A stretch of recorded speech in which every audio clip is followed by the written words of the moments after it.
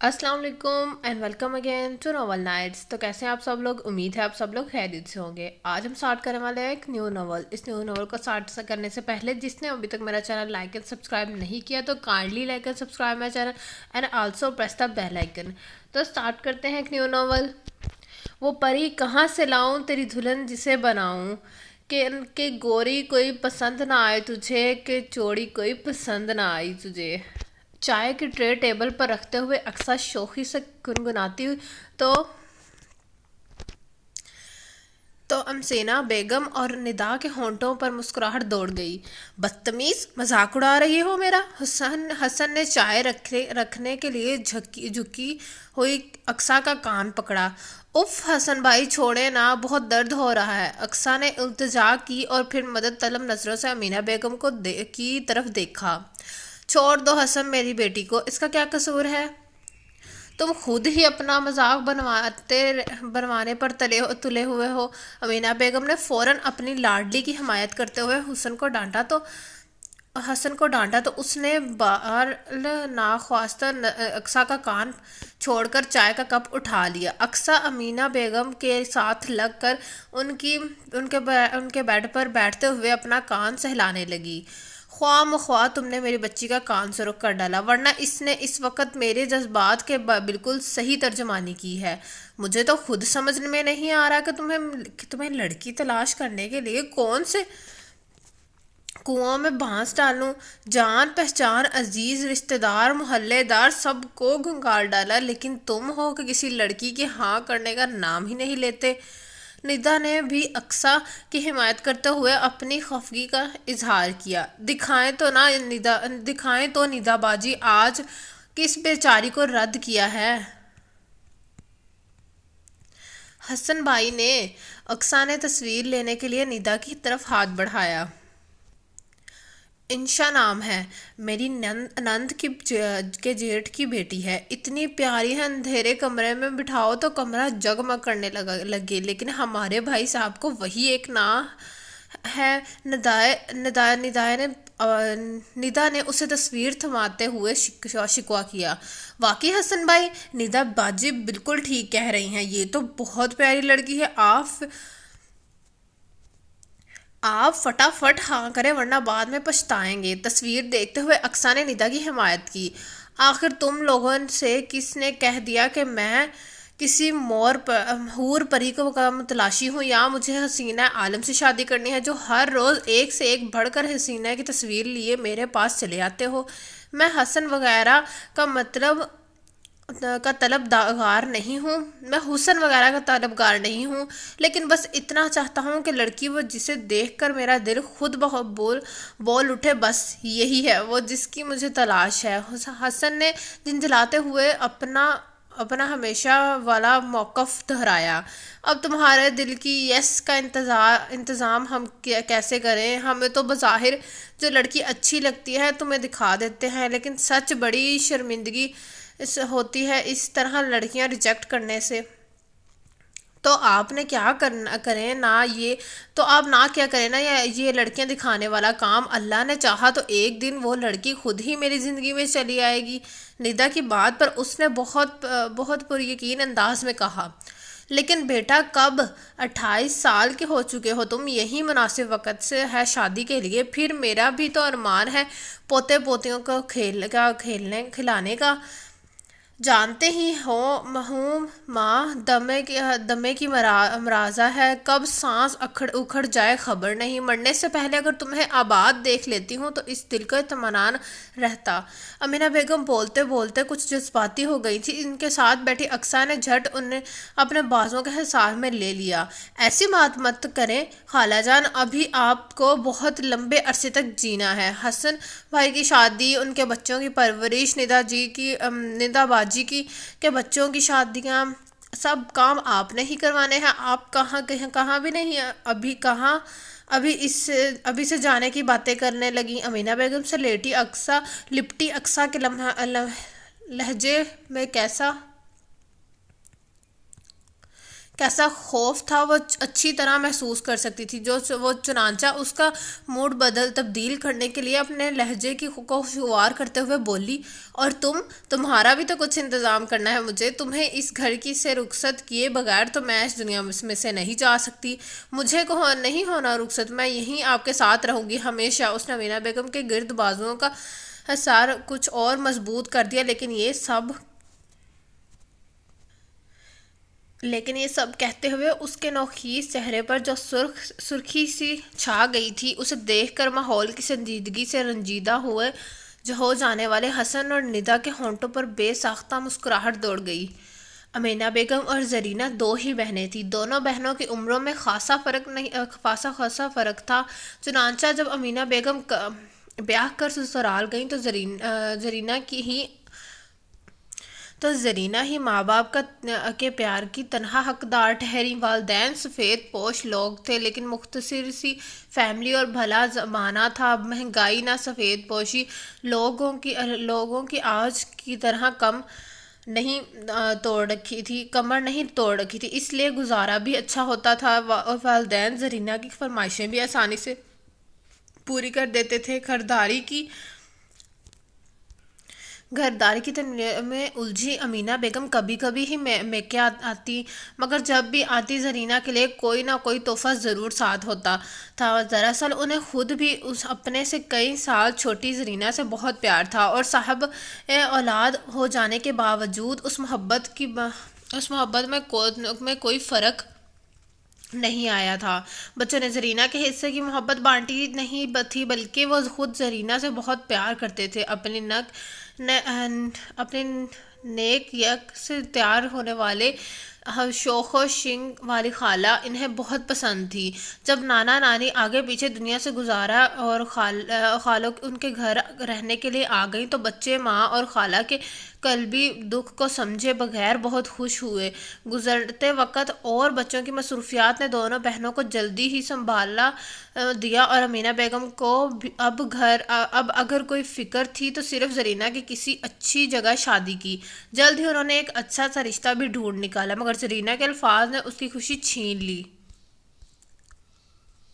میں آپ کے طے کیے ہوئے رشتے کو قبول نہیں کر سکتی آپا، کیونکہ میں کسی اور کو پسند کرتی ہوں۔ زرینہ کے ان الفاظ پر امینا بیگم کچھ پل کے لیے ساکت ہی رہ گئیں، لیکن پھر انہوں نے تدبر سے کام لینے کا فیصلہ کرتے ہوئے پوچھا تھا، کون ہے وہ شخص؟ اگر ایسی بات تھی تو تم نے پہلے مجھے کیوں نہیں بتایا؟ تنویر خان نام ہے اس کا، جس محلے میں ہم رہتے ہیں وہاں رہتا ہے۔ رہی یہ بات کہ میں نے پہلے کیوں نہیں بتایا، تو میرے وہم و گمان میں بھی نہیں تھا کہ آپ میری شادی کے لیے اتنی جلدی ادھم مچائیں گی، لیکن اب جب کہ آپ ایسا چاہ ہی رہی ہیں تو جان لیں کہ میں اپنی زندگی کے ساتھی کے طور پر صرف اور صرف تنویر خان کو ہی قبول کر سکتی ہوں۔ ٹھیک ہے، تم اس سے کہو کہ رشتہ لینے اپنے گھر والوں کو یہاں بھیجے، جب وہ لوگ رشتہ لائیں گے تب ہی ہم کچھ کر سکیں گے۔ زرینہ کے لہجے کی قطعیت کو محسوس کرتے ہوئے امینا بیگم نے کہا۔ تنویر خان تو گویا ایسے کسی اشارے کا منتظر ہی بیٹھا تھا، جھٹپٹ اگلے ہی اتوار کو اپنے بھائی بھابھی کو امینا بیگم کے گھر بھیج دیا۔ تنویر میرا چھوٹا بھائی ہے، اس نے مجھ سے کہا کہ آپ کی بہن سے اس کے رشتے کی بات کرنے آپ کے گھر جاؤں تو میں آ گیا۔ آگے آپ کے کیا ارادے ہیں آپ بتا دیں، ہم نے تو اپنے حصے کی ذمہ داری پوری کر دی، آگے کچھ سنبھالنا چلانا ان دونوں کی ذمہ داری ہے۔ تنویر کا بھائی الستور کیا کہنا چاہ رہا تھا امینا بیگم خوب سمجھ رہی تھی۔ اس شخص نے واقعی واضح کر دیا تھا کہ وہ صرف بھائی کے رہنے پر رشتے لے کر آیا ہے، لیکن وہ اپنے بھائی میں کسی قسم کی ذمہ داری قبول کرے گا نہیں۔ اس بات پر امینا بیگم کے دل میں کھٹکا سا پیدا کر دیا، لیکن تنویر خان کی بھائی بھابھی پر کچھ ظاہر کیے بغیر انہوں نے سوچنے کا وقت لے کر کرینے سے انہیں گھر سے رخصت کر دیا۔ اصل میں ان کی شادی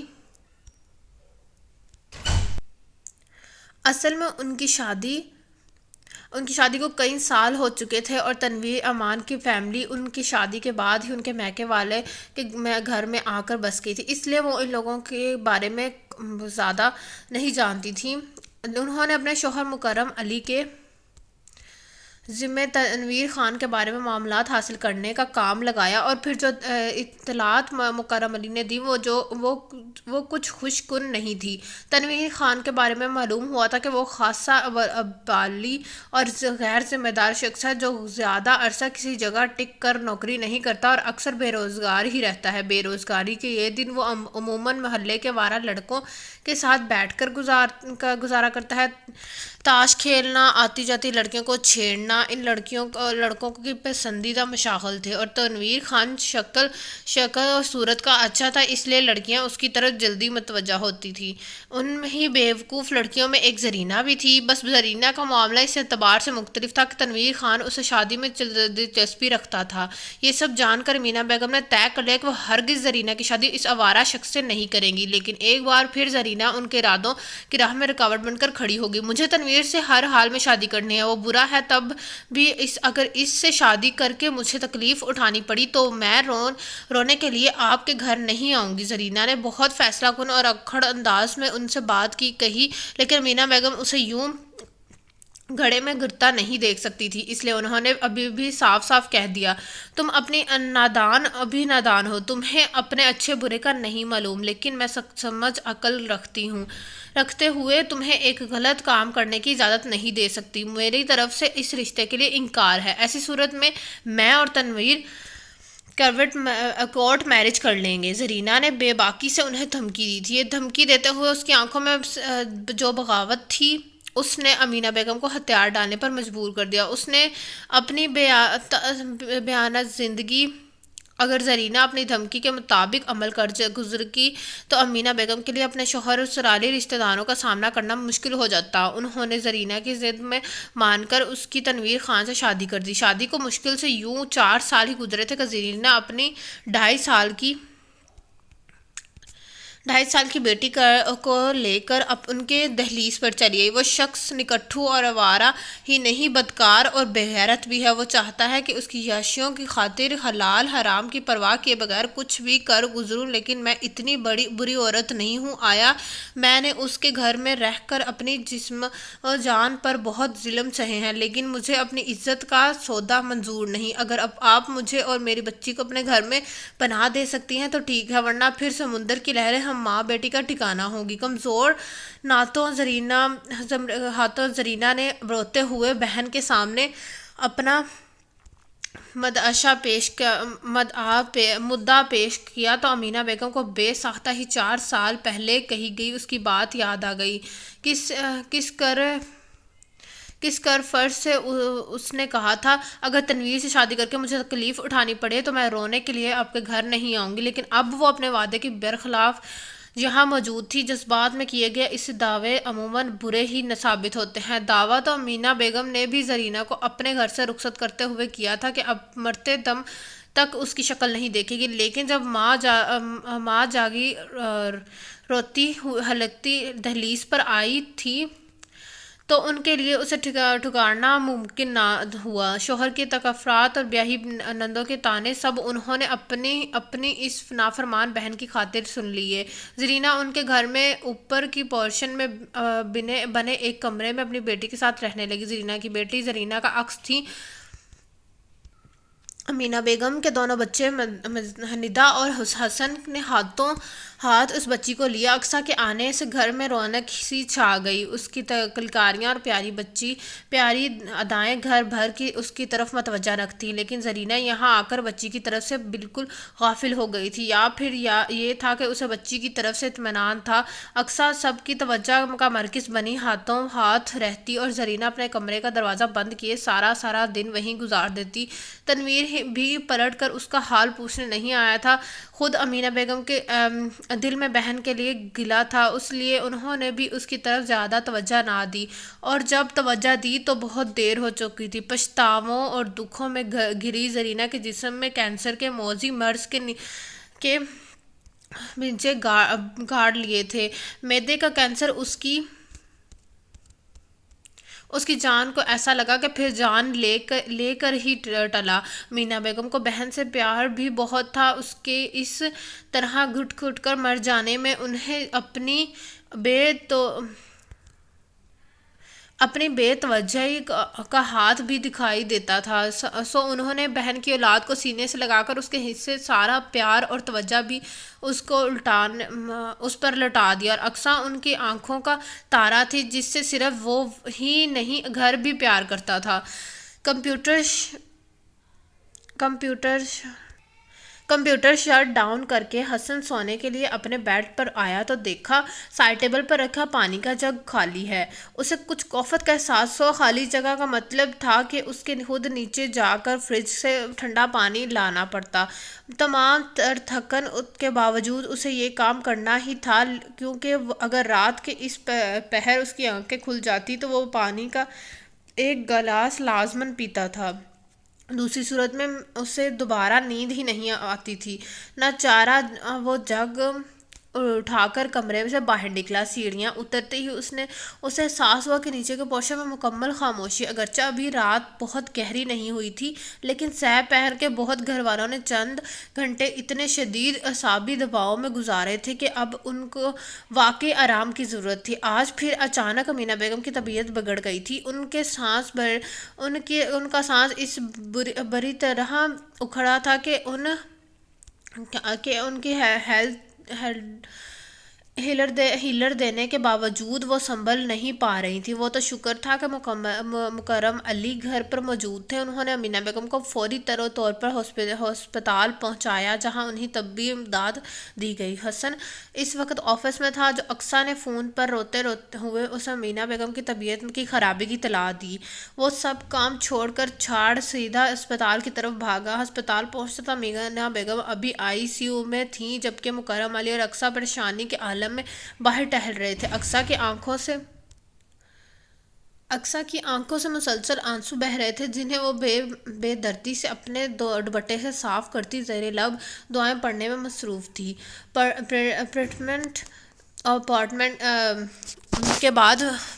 اپریٹمنٹ کے بعد امینہ بیگم کی حالت سنبھل گئی تھی، لیکن اقصیٰ کا برا حال تھا۔ 1-1.5 گھنٹے کے اس عرصے میں ہی وہ خوف زدہ سے نچڑ گئی تھی۔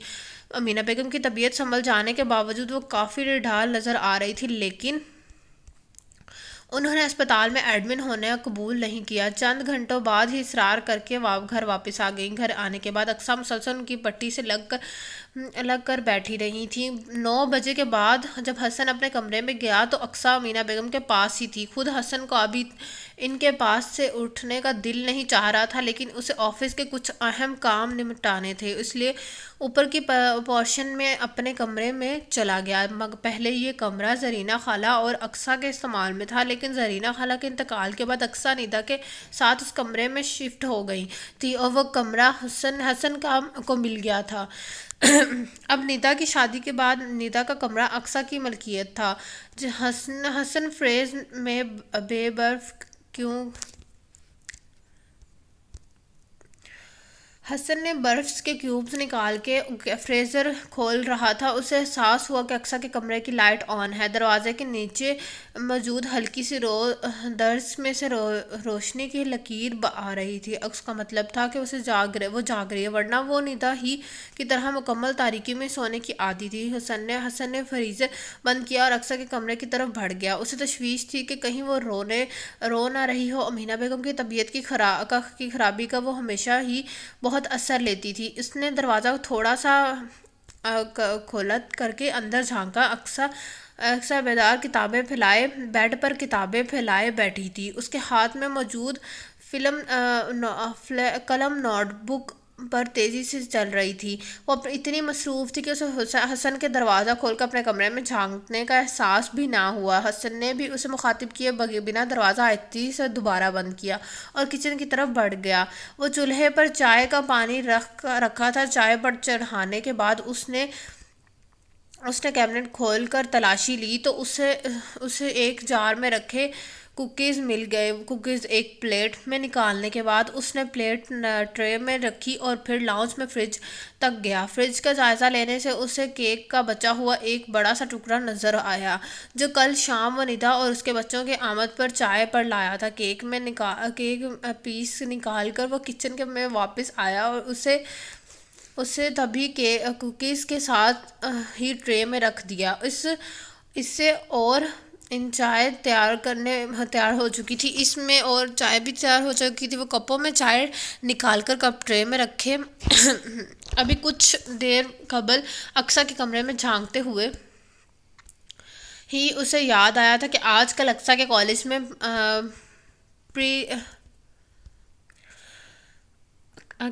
اس کے پرائمری ایگزامینیشن چل رہے تھے۔ سارا دن امینہ بیگم کے ساتھ گزارنے کی وجہ سے یقیناً وہ اپنے کل کے پیپر کی تیاری نہیں کر سکی تھی، اس لیے وہ اب کتاب کھولے اس میں غرق تھی۔ حسن کو یاد تھا کہ جب اس نے اسے اور ابو کو رات کا کھانا سرو کیا تو یہ کہہ رہی تھی کہ بعد میں کھا لوں گی، خود کھانے میں شامل نہیں ہوئی تھی۔ حسن جانتا تھا کہ اس نے بعد میں ہی کھانا نہیں کھایا ہوگا، اس لیے اس نے اس وقت یہ سارا اہتمام کیا تھا۔ ٹرے اٹھا کر اس نے کچن کی لائٹ آف کی اور اقصیٰ کے کمرے کے سامنے پہنچ گیا۔ دائیں ہاتھ سے ٹرے سنبھالتے ہوئے اس نے بائیں ہاتھ سے دروازہ کھولا۔ اقصیٰ اب بھی پہلی والی پوزیشن میں بیٹھی ہوئی تھی، لیکن اس بار حسن نے دروازہ کھولنے میں پہلے جیسی احتیاط سے کام نہیں لیا تھا، اس لیے اس کا انہماک قائم نہیں رہ سکا۔ اس نے سر اٹھا کر دروازے کی طرف دیکھا۔ حسن بھائی آپ، یہ سب کیا ہے؟ وہ حسن اور اس کے ہاتھ میں موجود ٹرے کو دیکھ کر حیران ہوئی۔ یہ وہ ایندھن ہے جو انسانی جسم کی مشین کو چلانے کے لیے بہت ضروری ہوتا ہے۔ حسن نے کتابیں سمیٹتے ہوئے بیڈ پر ہی ٹرے رکھنے کی گنجائش نکالی اور خود ڈائننگ ٹیبل کے ساتھ رکھی چیئر کھینچ کر اس پر بیٹھ گیا۔ لیکن آپ کو کیا ضرورت تھی یہ سب کرنے کی؟ وہ الجھی۔ امینہ بیگم گھر کے کام مردوں سے کروانے کو معیوب سمجھا کرتی تھی، اور ان کی یہ سچ اقصیٰ میں بھی منتقل ہو گئی تھی۔ ضرورت اس لیے تھی کہ مجھے معلوم ہے کہ تم نے ابھی تک کچھ نہیں کھایا اور ابھی تمہیں بہت دیر تک جا کر پڑھنا ہے۔ خالی پیٹ میں چوہوں کی ہوتی جنگ کے ساتھ کیا خاک پڑھائی ہو سکے گی؟ اس سے حسن نے مسکراتے ہوئے جواب دیا۔ تھینک یو حسن بھائی۔ اقصیٰ نے آنکھیں اس محبت پر چمک پڑی۔ خبردار، اس وقت کسی جذباتی سین کی قطعاً کوئی گنجائش نہیں، تمہارے پاس صرف 15 منٹ ہے۔ 15 منٹ میں کھاؤ پیو اور پھر فریش ہو کر دوبارہ پڑھائی میں جت جاؤ۔ مجھے بھی اب جا کر سونا ہے ورنہ صبح آنکھ مشکل سے کھلے گی۔ حسن نے اسے ٹوکتے ہوئے ضراب سے کہا تو اس نے فوراً آنسو صاف کر لیے اور کیک کی پلیٹ کی طرف ہاتھ بڑھایا، جبکہ حسن نے صرف چائے پر اتفاق کیا تھا۔ کل کسی چیز کا پیپر ہے؟ میتھمیٹکس کا۔ جب ہی تو جاگ رہی ہوں، کوئی اور سبجیکٹ ہوتا تو بغیر پڑھے بھی آرام سے پیپر دے دیتی۔ یہ تم لڑکیوں کا جس سبجیکٹس میں دماغ نہیں چلتا اسے لینے کی کیا ضرورت تھی؟ آرام سے ایجوکیشن، سوشیالوجی یا اموار خانہ داری جیسے مضامین اور بی اے کر کے مزے سے گھر بیٹھتی۔ حسن جانتا تھا کہ اسے انجینئرنگ یونیورسٹی میں ایڈمیشن لینے کا کتنا شوق ہے۔ فرسٹ ایئر میں اس کی پرسنٹیج کافی اچھی تھی اور یقین تھا کہ اگر سیکنڈ ایئر میں آئے گی میں بھی اس نے اپنی پرسنٹیج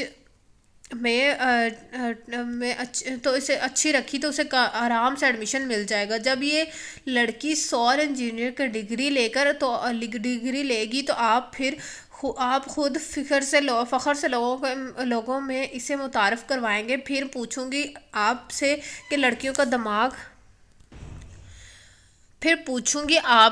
کہ لڑکیوں کا دماغ کس سبجیکٹ میں نہیں چلتا۔ وہ سمجھ گئی تھی کہ حسن اسے چھیڑ رہا ہے، اس لیے خود بھی خوشگوار انداز میں بولی تھی، یعنی کہ چیلنج کر رہی ہو مس اقصیٰ ہمیں؟ حسن اب بھی باز نہیں آیا تھا۔ جی ہاں بالکل، اور دیکھیے گا یہ چیلنج ایک دن پورا بھی ہوگا۔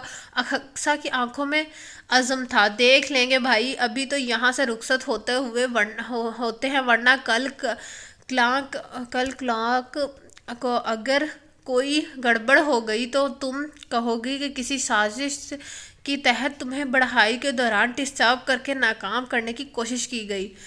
تھی۔ حسن کی چائے ختم ہو گئی تھی، اس لیے وہ اپنی جگہ سے اٹھ کھڑا ہوا۔ ساری رات جاگنے کی ضرورت نہیں، تھوڑی دیر کے لیے سو بھی جانا اور ورنہ صبح ذہن فریش نہیں ہوگا۔ چائے کا خالی کپ ہاتھ میں لے کر نکلتے وہ اقصیٰ کو نصیحت کرنا بھی بھولا نہ تھا۔ اقصیٰ کے سامنے رکھی ٹرے نے اس نے اٹھائی اور تھی کہ پڑھنے کے دوران وہ تھوڑا بہت کچھ نہ کچھ منہ میں بھی ڈالتی رہے۔ خالہ جان دیکھیں، یہ حسن بھائی میری بات نہیں مان رہے، کب سے کہہ رہی ہوں کہ مجھے میری دوست کے گھر لے چلیں، لیکن یہ سن کر ہی نہیں دے رہے۔ وہ شکایت کے لے کر امینہ بیگم کے پاس آئی۔ امی، آپ اسے سمجھا لیں کہ یہ روز روز مجھے ڈرائیور بنا کر اپنی دوستوں کے گھر نہ لے جایا کر۔ اچھا عزت بند ہوں، لیکن اچھا خاصا بندہ ہوں، عزت والا بندہ ہوں، لیکن اس چٹانک بھر کی لڑکی نے مجھے اپنا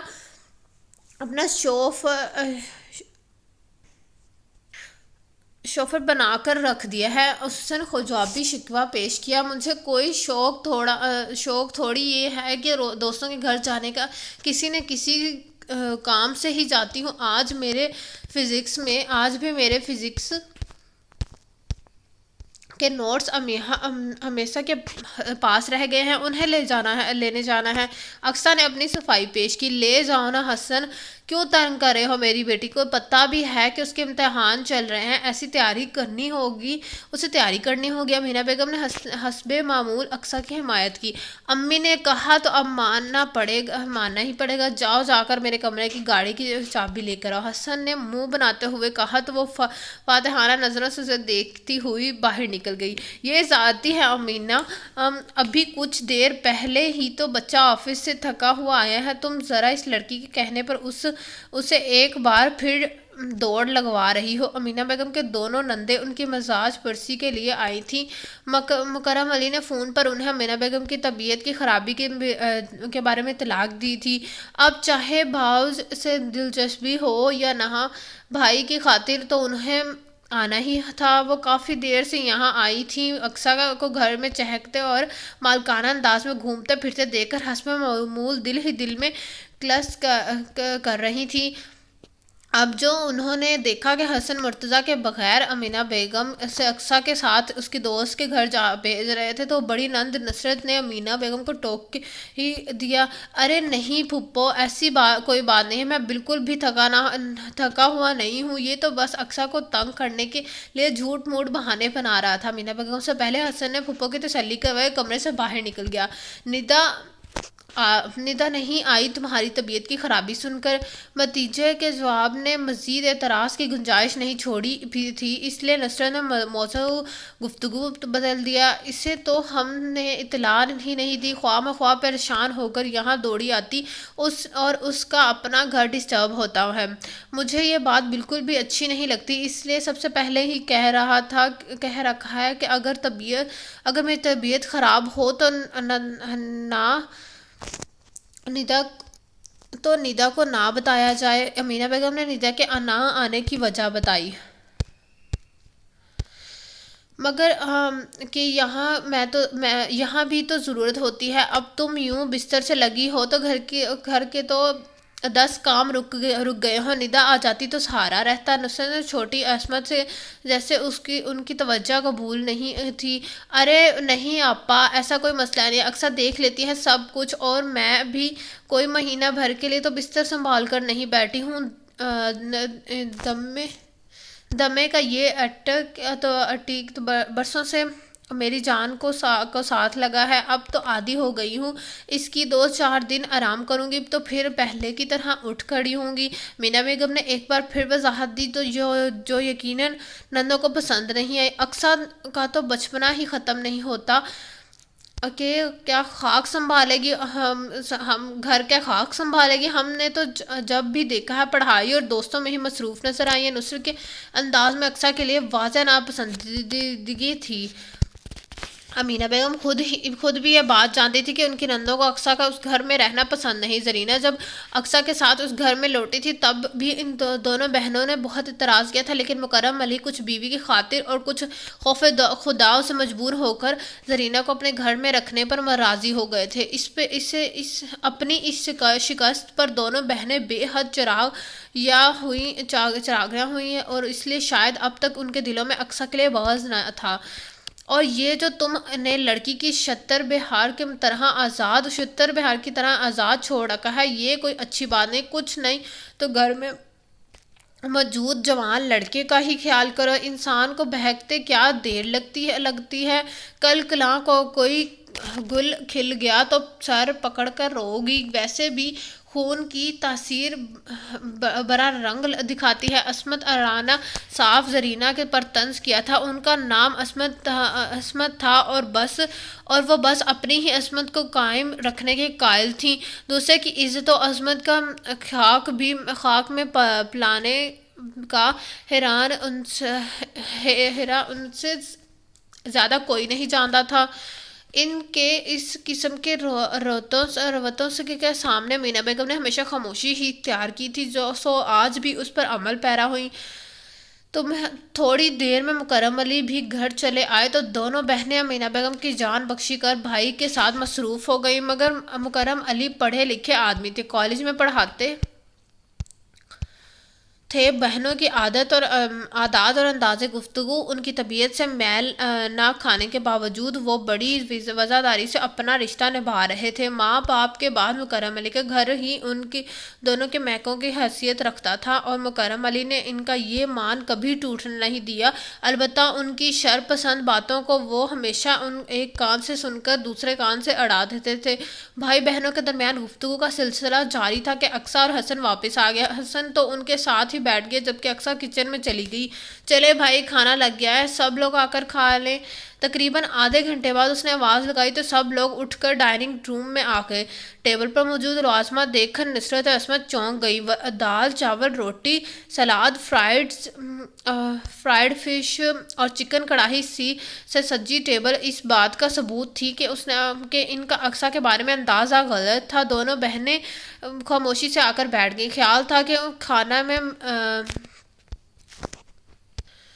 کھانے میں میک نکالیں گی، لیکن جب کھانا بیٹھیں تو گرما گرم خستہ مچھلی، ذائقہ دار چکن کڑھائی اور ان کے ساتھ موجود رائتہ سلاد نے کچھ کہنے کا موقع ہی نہ دیا۔ شرما حضوری میں انہوں نے دال چاول بھی چکھے اور ذائقے کا اندازہ اس لیے نہیں لگا سکیں کہ اس کے ساتھ چکن کڑھائی کو خوب اچھی طرح مکس کر کے کھایا گیا تھا۔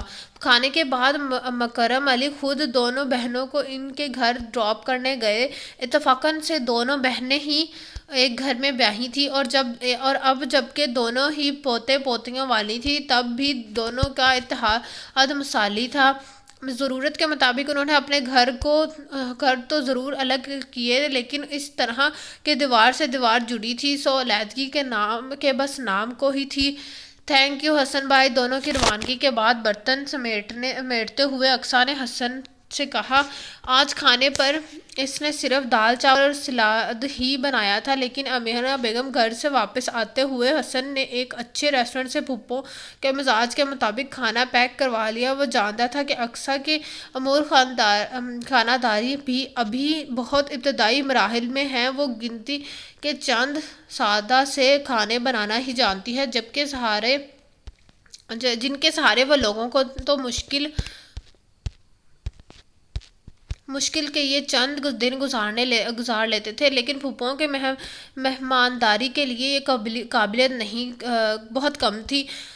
شکریہ کی کوئی بات نہیں، شکر تو اصل میں ادا کر رہا ہوں کہ پھوپھوؤں کے مہمانداری کے بہانے ہی صحیح آج مجھے تمہارے ہاتھ کا کھانا کھانے سے نجات مل گئی۔ وہ بولتے ہوئے غیر محسوس طریقے سے اقصیٰ کے ساتھ برتن سمیٹنے میں مدد دے رہا تھا۔ مقدس بس اتنا تھا کہ وہ جلد از جلد فارغ ہو جائے تاکہ اپنی پڑھائی کو وقت دے سکے۔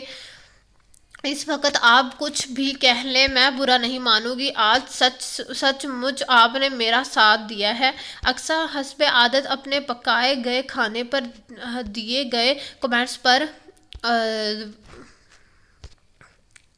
کمنٹس پر واویلا مچانے کی بجائے مامونیت سے بولی تو حسن کے اتنے معصوم انداز پر بے ساختہ مسکرا کر رہ گیا۔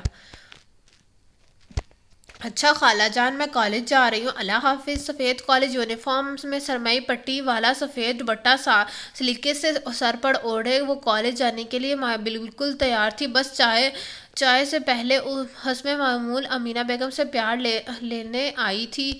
جانے سے پہلے حسب معمول امینا بیگم سے پیار لینے آئی تھی۔ اللہ حافظ بیٹا، خیر سے جاؤ خیر سے آؤ۔ امینا بیگم نے اس کا ماتھا چوم کر دعا دی۔ آپ بھی جاؤ اقصیٰ، ورنہ بعد میں شور مچاؤ گی کہ وقت پر کالج نہیں پہنچایا۔ باہر سے حسن نے اسے آواز دی تو وہ اپنا شولڈر بیگ اٹھا کر باہر نکل گئی۔ آج تمہارا آخری پیپر ہے نا؟ حسن نے اسے بیٹھنے کے بعد گاڑی کے آگے بڑھتے ہوئے پوچھا۔ جی ہاں، آپ خوش ہو جائیں کہ اب آپ کو کافی دن تک مجھے کالج چھوڑنے کی ڈیوٹی نہیں نبھانی پڑے گی۔ اب بس مجھے ان ایگزامز کا رزلٹ اور ایڈمٹ کارڈ لینے ہی ایک بار کالج جانا پڑے گا۔ اس کے بعد تو فائنل ایئر ایگزامز شروع ہو جائیں گے۔ اقصیٰ نے اسے تسلی دینے کے والے انداز میں ساری تفصیل بتائی۔ پاگل ہو تم، میں کبھی کبھار تمہیں چھیڑنے کے لیے کچھ کہہ دیتا ہوں تو اس کا مطلب ہرگز بھی یہ نہیں کہ مجھے تمہارے کام کرنے میں کوئی تکلیف ہوتی ہے۔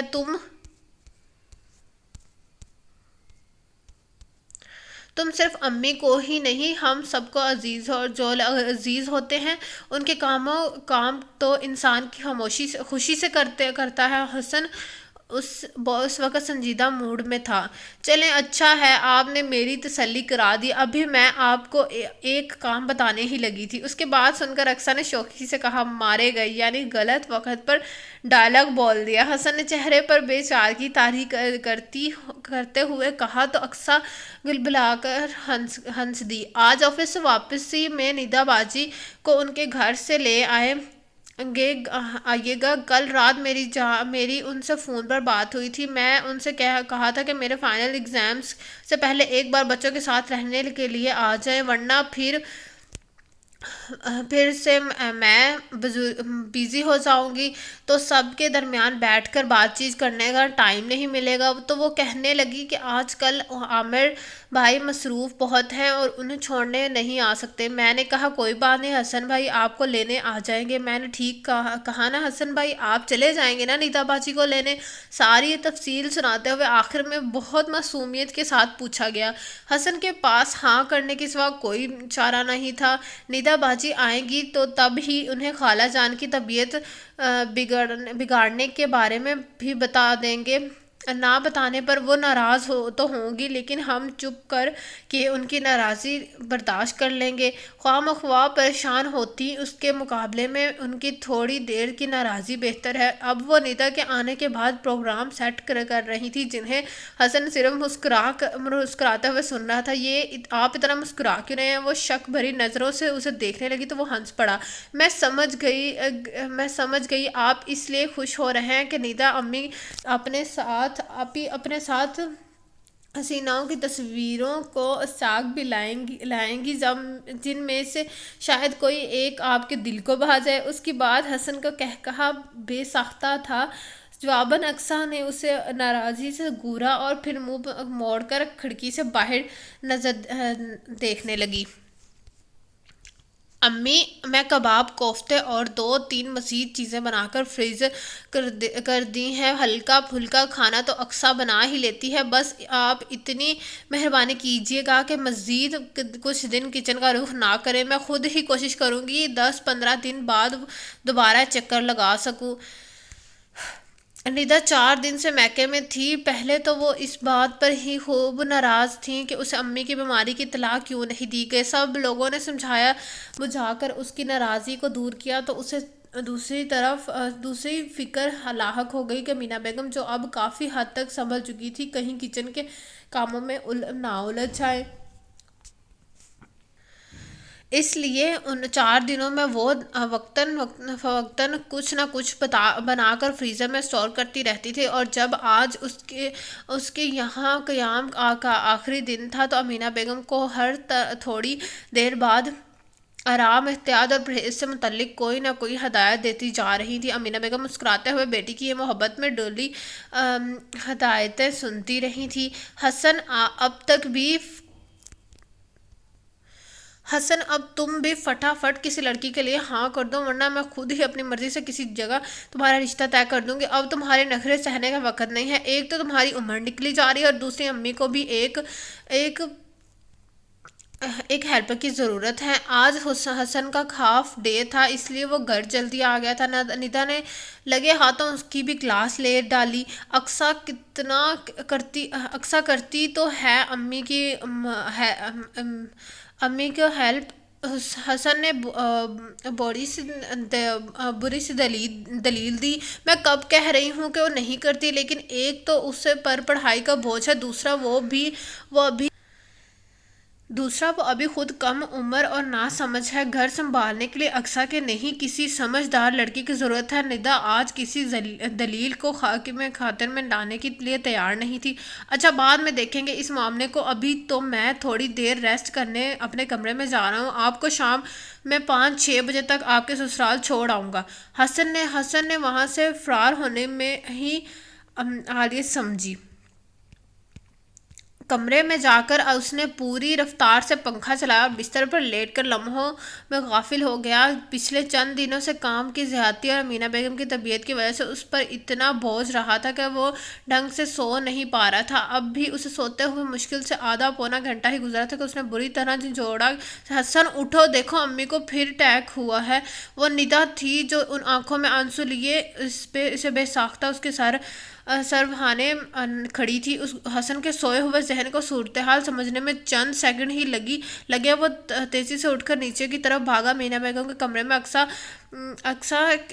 بیٹھی تھی، مدد سے ان کے سانس بحال کرنے کی جدوجہد میں لگی ہوئی تھی، لیکن ان کی حالت سے ظاہر تھا کہ انہیں اس سے کوئی فائدہ نہیں ہو رہا۔ گاڑی کی چابی لاؤ اقصا، حسن چلایا اور امی کو بازوؤں میں اٹھا کر باہر کی طرف بھاگا۔ اقصا پلیز تم بچوں کے پاس رک جاؤ، میں امی کے ساتھ ہسپتال جاؤں گی۔ اقصا چابی لے کر آئی تو ندا نے لہجے میں سے کہا۔ وہ راضی ہو گئی۔ مکرم علی بھی اس وقت اپنے کسی دوست سے ملنے گئے ہوئے تھے اور بچوں کو تنہا گھر میں نہیں چھوڑا جا سکتا تھا۔ وہ تینوں بچوں کے ساتھ لاؤنج میں بیٹھ کر دعائیں کرتی رہی۔ 8 سالہ یاسر قدرے سمجھدار تھا اور ماحول کی گمبھیرتا کو سمجھ رہا تھا، اس لیے چپ چاپ ایک طرف سنجیدگی سے بیٹھ گیا تھا۔ اس کے چھوٹے امارا کی اپنی ہی دنیا میں تھی۔ وہ اپنی گڑیا کے ساتھ اس کا گھر سجائے کھیلنے میں مصروف تھی، جبکہ سب سے چھوٹے 3 سال ازبر کو اس نے اپنے گود میں لٹا لیا تھا، جو اس کے مسلسل تھپکوں سے تھوڑی دیر میں سو چکا تھا۔ اکثر کبھی اپنے آنسو صاف کرتی اور کبھی بے چین نظروں سے فون کی طرف دیکھتی۔ کئی دفعہ اس نے حسن کے موبائل پر بھی ٹرائی کیا، لیکن وہ بھی کال ریسیو نہیں کر رہا تھا۔ اس صورتحال پر وہ بری طرح سہم کر رہ گئی، لہٰذا جب گھر کے سامنے کسی گاڑی کے رکنے کی آواز آئی تو گود میں سوئے ہوئے ازفر کو صوفے پر لٹا کر تیزی سے باہر کی طرف بھاگی۔ اس نے اسنا کے ڈور بیل بھی بج چکی تھی۔ اقصا نے جلدی سے دروازہ کھول کر سامنے حسن کھڑا تھا۔ خالہ جان کیسی ہیں؟ حسن کو دیکھ کر اس نے تیزی سے سوال کرنا چاہا، لیکن اس کے پیچھے نظر آتے منظر اس کی قوت و گویائی سلپ کر گئے۔ حسن کی گاڑی کے ساتھ ہی ایک ایمبولینس کھڑی تھی، جس میں سفید چادر سے ڈھکا ایک وجود باہر نکل رہا تھا۔ اس کے ساتھ ہی زاروں قطار روتی نڈھال ہی ندا بھی موجود تھی۔ اب کسی سوال کی گنجائش نہیں رہی تھی۔ اقصا کے سامنے زمین و آسمان کے بیچ موجود ہرگز گردش کر رہے تھے، اس سے قبل کہ وہ اسے گھومتی ہوئی زمین کے ساتھ اپنا توازن کھو بیٹھتی۔ وہ ہاتھوں میں اس کے وجود کو سنبھال لیا تھا۔ 2 ہاتھوں نے اس کے وجود کو سنبھال لیا تھا۔ انکل آپ اجازت دیں تو آج میں ندا کو اپنے ساتھ گھر لے جاؤں؟ اصل میں امی کی طبیعت ٹھیک نہیں ہے۔ آج امینا بیگم کے انتقال کو 6واں دن تھا۔ اچانک پہنچنے والے صدمے سے نڈھال ہو جانے والے اہل خانہ اب کچھ سنبھلنے لگے تھے۔ اپنی والدہ کی طرف سے پریشان عامر نے بہت جھجکتے ہوئے مکرم علی کے سامنے اپنا مدعا پیش کیا۔ ٹھیک ہے بیٹا، جو تم مناسب سمجھو، یوں بھی ندا پر اب ہم سے زیادہ تمہارا حق ہے، پھر بچوں کی بھی پڑھائی خرچ ہو رہا ہے۔ اچھا ہے اپنے گھر چلے جائیں کہ یہ تو ان کی زندگی بھی معمول پر آ جائے گی۔ مکرم علی نے بجھے بجھے انداز میں جواب دیا، شریک حیات کی جدائی کے یہ دن بہت کٹھن تھے۔ بیٹی کی دلجوئی اس حال میں بہت سہارا دیتی تھی، لیکن وہ اس وقت سے اسے نظروں نہیں چرا سکتا تھا کہ ندا کو آج نہیں تو کل اپنے سسرال لوٹنا ہے، تو بہتر یہی تھا کہ وہ وقت اور حالات کے تقاضے کے مطابق آج ہی چلی جائے۔ یہ میرے خیال میں تو یہ کچھ مناسب نہیں، تعزیت کے لیے آنے والوں کا تابتا باندھا ہوا ہے، ایسے میں اگر ندا چلی جائے گی تو کون سارا انتظام دیکھے گا؟ ہل ہل کر کھجور کی گٹلیوں پر کلمہ پڑھتی عصمت نے مکرم علی کو اجازت دیتے دیکھ کر دخل دیا۔ میں کوشش کروں گا پھپھو کہ ندا کو روزانہ کچھ دیر کے لیے یہاں لے آؤں، ویکنڈ پر میں اسے رکنے کے لیے چھوڑوں گا، چھٹی والے دن میں خود گھر پر رہ کر امی کو دیکھ سکتا ہوں۔ اصل میں سارا مسئلہ ہی امی کی طبیعت کا ہے، ورنہ مجھے خود ہی بھی اچھا نہیں لگ رہا کہ ایسے وقت میں جبکہ ندا کی یہاں ضرورت ہے میں اسے واپس لے جانے کی بات کر رہا ہوں۔ عامر جو پہلے ہی شرمسار تھا نادم سا وضاحت دینے لگا، جسے خاطر میں لاتے ہوئے عصمت نے زور کی رخ پھیر کر دوبارہ خشوع سے اپنے کام میں مصروف ہو گئی۔ تم ٹینشن مت لو بیٹا، اس معاملے کی نوعیت سمجھ رہا ہوں، اس لیے پورے دل سے تمہیں ندا کو لے جانے کی اجازت دے رہا ہوں۔ رہی روزانہ اسے یہاں لانے کی بات، تو میرے خیال سے یہ کچھ ایسا ضروری نہیں ہے۔ تم تھکے ہارے آفس سے آ کر روزانہ اتنی لمبی ڈرائیو کی مشقت اٹھاؤ، یہ زیادتی ہے۔ بس تم اپنی سہولت سے ویکنڈ پر ندا کو یہاں چھوڑ جانا۔ بہن کے تاثرات کا اثر ظاہر کرنے کے لیے مکرم علی داماد کے ساتھ کچھ اور نرم ہو گئے۔ یہ کس کے آ جانے کی بات ہو رہی ہے بھائی؟ نصرت جو ابھی کمرے میں داخل ہوئی تھی ادھوری گفتگو سن کر پوچھنے لگی۔ ندا کا ذکر ہے، خیر سے عامر میاں بیوی کو واپس لے جانے چاہتے ہیں اور ہمارے بھائی صاحب نے اجازت بھی دے دی ہے۔ عصمت آڑے نہ آنے کی فوری طور پر بہن کی اطلاع دے رہی تھی، وہاں رد عمل حسب توقع تھا۔ ہیں یہ میں کیا سن رہی ہوں؟ ندا چلی گئی تو یہاں کے معاملات کون دیکھے گا؟ انہوں نے حیرانی کا اظہار کیا۔ یہاں کی کیا فکر ہے آپا آپ کو؟ چھوٹی آیا ہے نا، مجھے تسلی ہے آپ دونوں مل کر سب کچھ دیکھ لیں گے۔ مکرم علی کو داماد اور بہنوں دونوں کی خوشنودی مطلوب تھی، اس لیے تدبر سے بات ختم کرنے کی کوشش کر رہے تھے۔ تو وہ تو ٹھیک ہے، تمہارے خاطر ہم یہاں رک بھی جائیں گے اور اپنی ہمت کے مطابق گھر بھی دیکھ لیں گے، لیکن گھر کے بارے میں گھر کی بیٹی ہی زیادہ مناسب جان سکتی ہے، کون سی چیزیں کہاں ہیں، کتنی ہیں، آنے جانے والوں کے توازن کو کیا انتظام ہے، ہمیں بھلا کیسے ان باتوں کی خبر ہو سکتی ہے؟ نصرت پاگل بالکل اسے پریشانی کا اظہار کر رہی تھی، جیسے یہ میت کا گھر نہ ہو بلکہ گھر کے دروازے پر صرف کوئی بارات اترنے والی ہو جس کی خاطر مداورت اچانک اس کے لیے سر پر آ پڑی تھی۔ مکرم علی نے اس کے انداز پر چڑ سی ہوئی، لیکن اپنا ہمیشہ والا تحمل برقرار رکھتے ہوئے بولا، ان سب باتوں کے لیے آپ پریشان نہ ہوں، اقصیٰ موجود ہے گھر میں اور ندا سے بہتر طور پر ہر بات جانتی ہے۔ اقصیٰ کا بھی خوب ذکر نکالا تم نے۔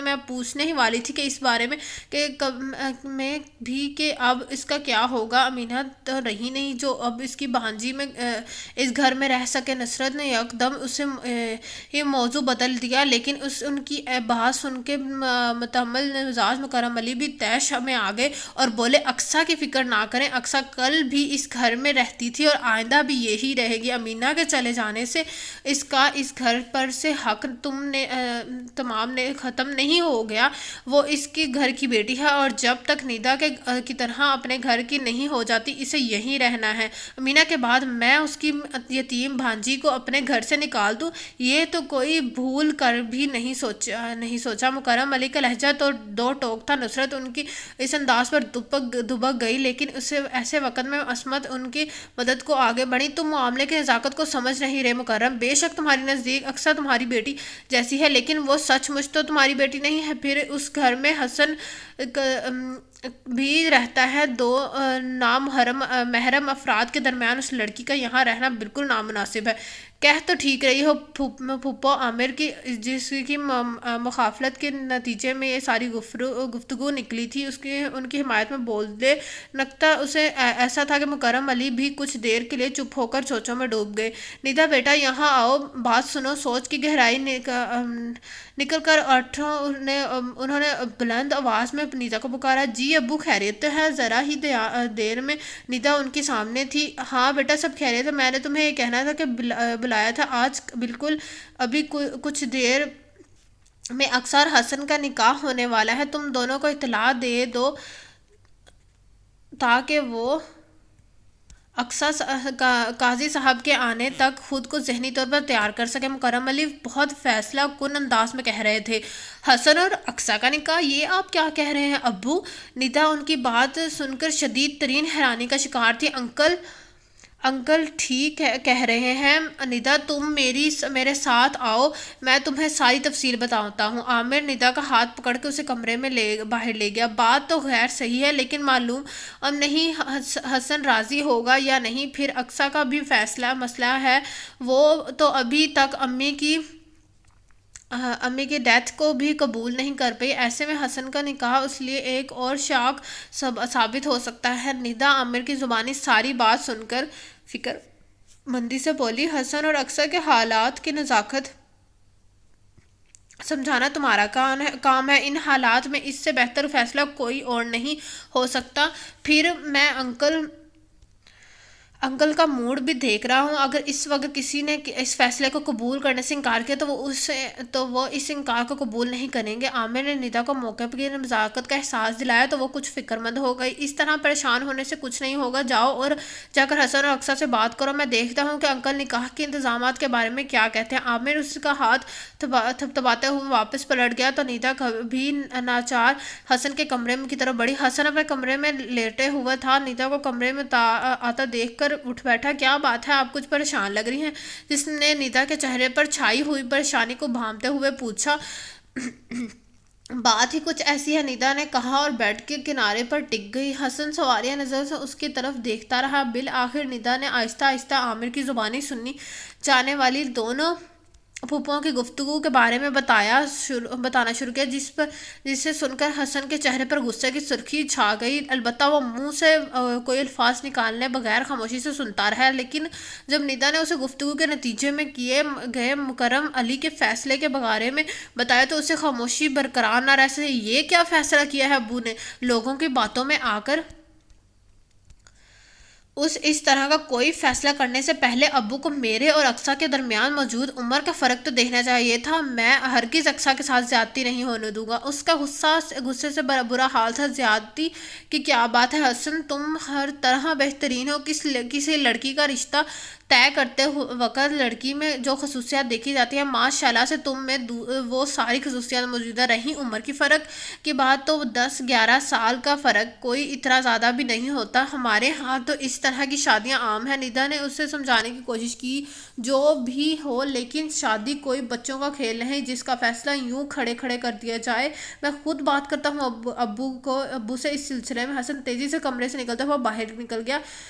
ندا بھی پریشانی سے اس کے پیچھے بھاگی۔ اس وقت اسے شدت سے رونا آ رہا تھا۔ وہ گھر جسے امینہ بیگم نے بہت محنت سے سمیٹ کر رکھا تھا، اسے جاتے ہی مسائل کا شکار ہونے لگا تھا۔ تم کیا حماقت کر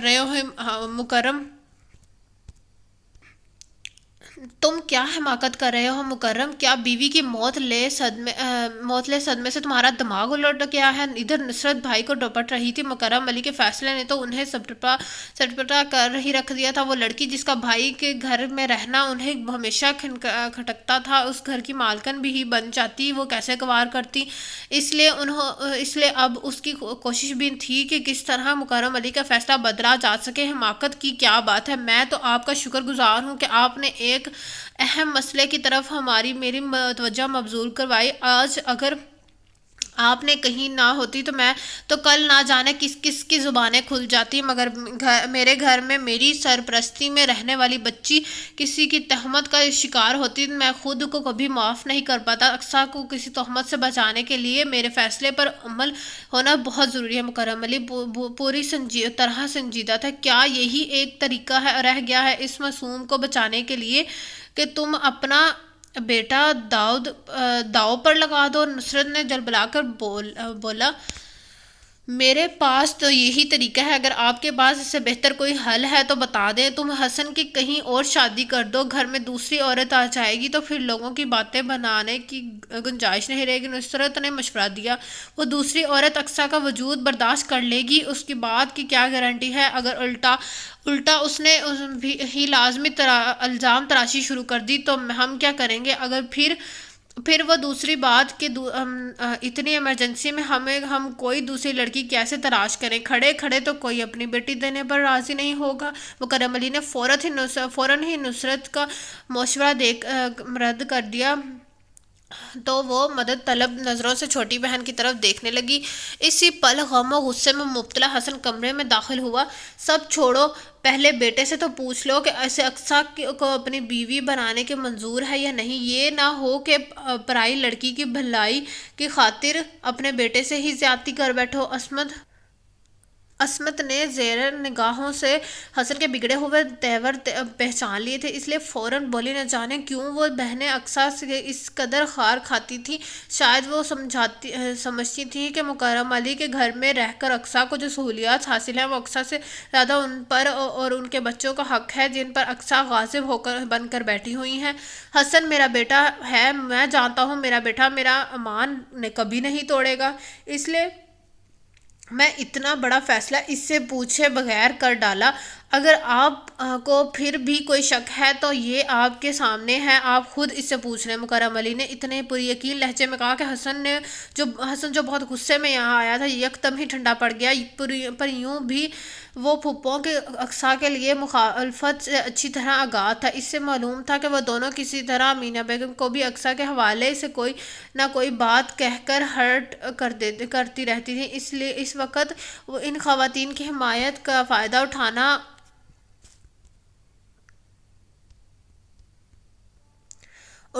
اپنی ماں کی دل آزاری کرنے والا ورنوں سے اس کے ساتھ دینے کی برابر تھا، اور یہ کام تو وہ کبھی نہیں کر سکتا تھا، اس لیے بول اٹھا، ابو ٹھیک کہہ رہے ہیں، مجھے نہ صرف ان کا فیصلہ قبول ہے بلکہ یہ بھی یقین ہے کہ اس سے بڑھ کر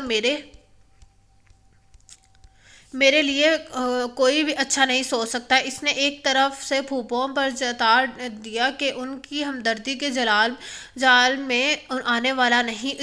اس کے ان الفاظ میں جہاں ان دونوں کے منہ لٹکائے وہیں حسن کے پیچھے کھڑی ندا نے اطمینان کا گہرا سانس لیا۔ ندا بیٹا، تم نے اقصیٰ سے بات کر لی؟ مکرم علی نے حسن کی طرف سے مطمئن ہوتے ہوئے پوچھا۔ نہیں ابو، ابھی کرتی ہوں۔ ندا پلٹنے لگی، تم رہنے دو، میں خود بات کرتا ہوں اقصیٰ سے، تم ذرا آپا کے گھر فون کر کے وہاں سے سب لوگوں کو یہاں بلوا لو،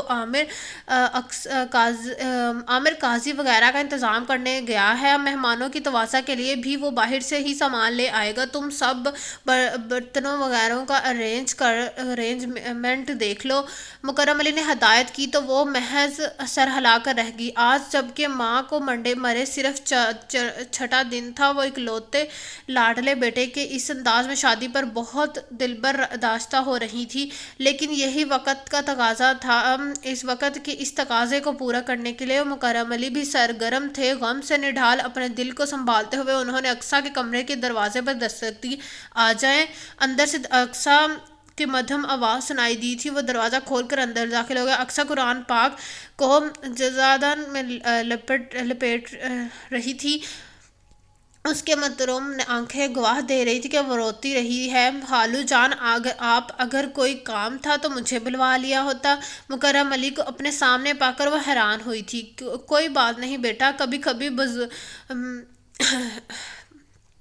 بڑوں کو بھی بچوں کے سامنے آ کر اپنی گزارش پیش کرنی پڑتی ہے۔ مکرم علی کے الفاظ نے ان سے اب اسے پریشان کر دیا تھا۔ کیسی گزارش؟ یہ آپ کیا کہہ رہے ہیں خالو جان؟ اس نے الجھ کر پوچھا۔ یہ بتاؤ اقصیٰ، تم مجھے اور اپنے خالہ جان کو اپنے ماں باپ کی جگہ سمجھتے ہو یا نہیں؟ اس کے یہ سوال نظر انداز کرتے ہوئے انہوں نے پوچھا۔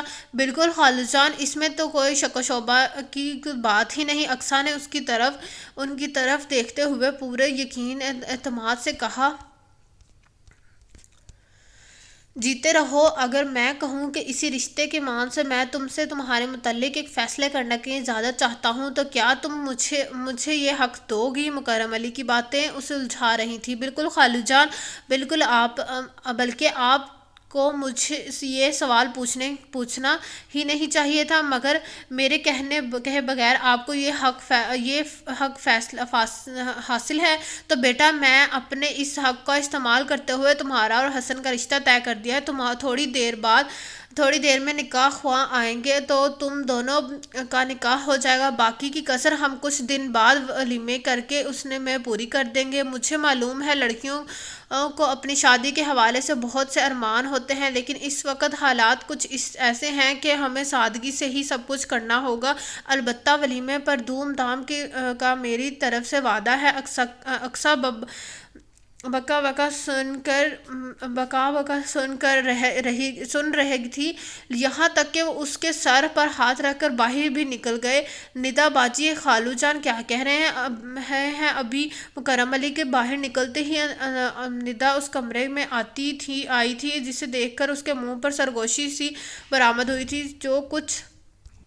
جو کچھ کہہ گئے ہیں ٹھیک کہہ گئے ہیں، تم اٹھو اور فوراً تیاری پکڑو، میں تمہارے کپڑے استری کرتی ہوں۔ ندا اس کی الماری کھولے کھڑی تھی۔ ذرا سی جدوجہد کے بعد اس نے گلابی رنگ کا مکیش کے کام والا سوٹ جو اقصیٰ نے نصرت پھوپھو کی بیٹی کی شادی پر پہنا تھا الماری سے دریافت کر لیا۔ لیکن ندا باجی، اقصیٰ اب بھی متذبذب سی کھڑی تھی۔ لیکن ویکینڈ کا ٹائم نہیں، ابھی مجھے اور بہت سے انتظامات دیکھنے ہیں۔ ندا نے جان بوجھ کر اس کی بات کو نظر انداز کرتے ہوئے اسے غسل خانے کی طرف دھکیلا۔ اس وقت خود اس کے اعصاب چیخ رہے تھے۔ ایسے میں اگر اقصیٰ اس کا آسرا پا کر بکھر جاتی تو اس کے حالات سے نبٹنا مشکل ہو جاتا۔ تو آج کے ناول کے پہلا پارٹ کا اختتام ہوتا ہے یہاں پر۔ انشاءاللہ اس ناول کے دوسرے پارٹ ہم سٹارٹ کریں گے کل سے، تو آپ سے ملاقات ہوگی انشاءاللہ کل۔ اور جس نے ابھی تک میرا چینل لائک اینڈ سبسکرائب نہیں کیا تو کائنڈلی لائک اینڈ سبسکرائب میرا چینل، اور اگر آپ کو یہ ناول اچھا لگا ہو تو کمنٹ باکس میں ضرور بتائیے گا۔ آپ لوگوں سے ملاقات ہوگی ایک بار پھر کل سے۔ اللہ حافظ۔